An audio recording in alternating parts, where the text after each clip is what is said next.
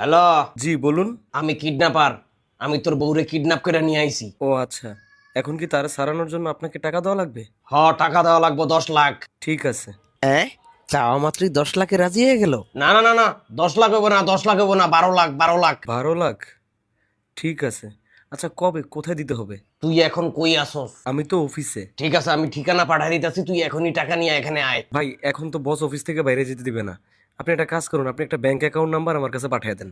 না না না, অ্যাকাউন্ট দেওয়া যাইব না। তাইলে একটা কাজ করেন, একটা চুকাশ অথবা বাস বাংলা নাম্বার দেন। না না না না, টাকা ক্যাশে দেওয়া লাগবে, ক্যাশে। আচ্ছা একটা কাজ করেন, শুনেন, আপনি আমার অফিসে আসেন, আইসা আমার কাছ থেকে কার্ডটা নিয়ে ক্যাশ টাকা তুলে নেন। না না, তুই এসে দিয়ে যা আর জিনিসটাকে নিয়ে যা। আরে ভাই আমি অফিস থেকে বের হলেই আজকে আমার অ্যাবসেন্ট দিয়ে দিবে ভাই। দাঁড়া 1 মিনিট। কি লিমন সাহেব, অফিস টাইমে ফোনে কার সাথে কথা বলছেন? না না স্যার, আমার মায়ের সাথে কথা বলতেছি স্যার। ঠিক আছে, তাইলে টাকা কালকে দিয়া দিস। ভাই তাহলে আমার বউ? টাকাও কালকে দিবি, বউও কালকে পাবি। আরে ভাইয়া রাতে আমার খাবার খেতে সমস্যা হয়ে যাবে। একদিন কষ্ট কইরা বাইরে খেয়ে নিস। ভাইয়া আপনি তো বুঝেন ভালো করে, বাইরের খাবারে কোনো হাইজিন মেনটেন করে না, তার উপর কি পরিমাণ তেল থাকে। আচ্ছা ঠিক আছে, আমি তোর বউরে পাঠিয়ে দিতেছি, তুই কালকে মনে করে আমার টাকা পাঠিয়ে দিস।